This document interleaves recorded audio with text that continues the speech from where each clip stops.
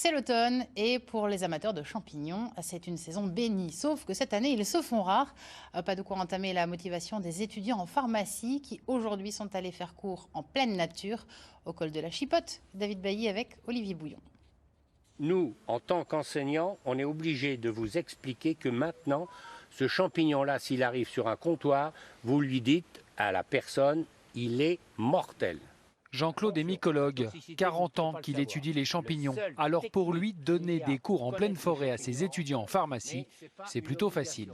En gros, il y en a, disons, une bonne trentaine, 30-35, qui sont susceptibles d'arriver sur un comptoir. Et les 35 là, théoriquement, les pharmaciens devraient automatiquement donner le nom sans sortir les bouquins. Pour ces jeunes, en 4e et 6e année de pharma, la mycologie est au programme. Pour eux, ces sorties nature permettent de mieux étudier la complexité des champignons.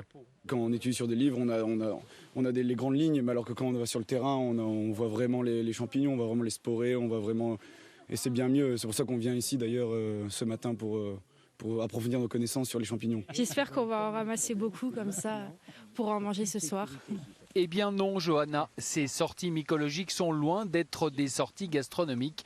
Dans quelques semaines, un examen viendra d'ailleurs vérifier les connaissances de chacun. Ils seront devant un jury avec un pharmacien et un mycologue. On leur donnera un panier et ils auront à dire ce qu'ils feraient à l'officine.